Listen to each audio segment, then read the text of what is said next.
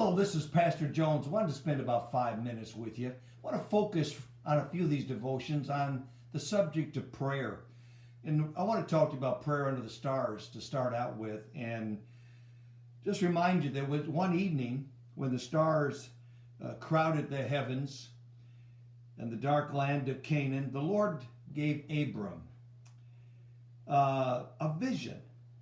And God's voice impressed upon him, saying to him, "Do not be afraid, Abram. I am your shield and your very great reward." Abraham knew that God was real and that he was in the presence of his all-powerful creator. So he took the opportunity to pour out his deepest need in his heart. Sometimes you and I need to just pour out the deepest need of our heart. And you know what? As God respected Abram at that time doing that, he does the same for you and I.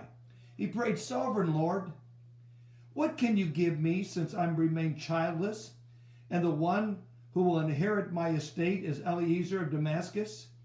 Abram's heart was so heavy that he repeated himself.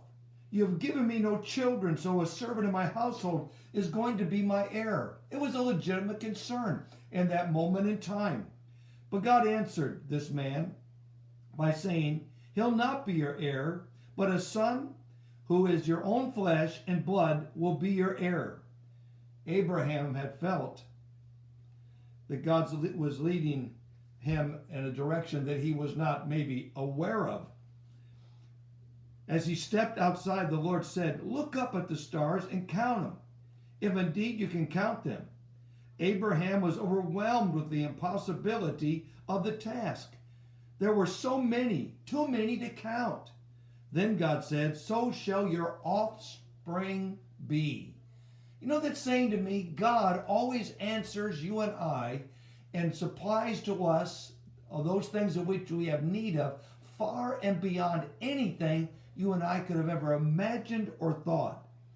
Abraham, the Bible said, believed the Lord, and it was credited to him as righteousness.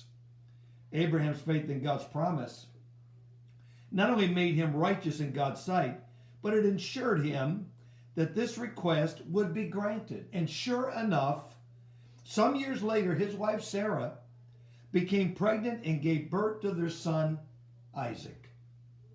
Even though it took a long time, let me just stop there for a second. Isn't that the rub when it comes to you and I so many times? We want it right now. We're a microwave people. But God's timetable is not always our timetable.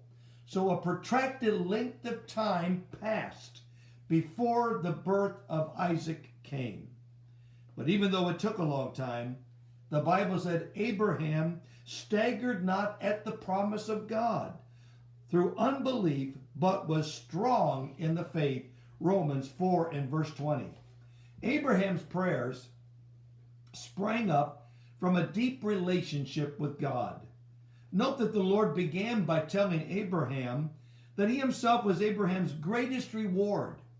He finished that night's encounter by declaring Abraham was righteous in his sight. Abraham loved and worshiped God before anything else.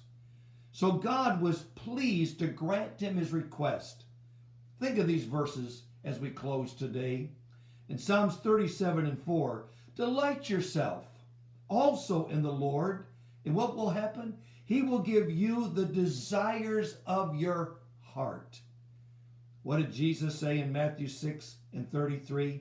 Seek ye first the kingdom of God, and his righteousness, and all these things shall be added unto you. What is your need today? My friends, delight yourself in the Lord. Seek his face. Take him at his word.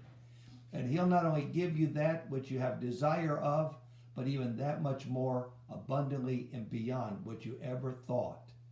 I hope I've given you something to think about today. This is Pastor Jones saying God bless until I see you again.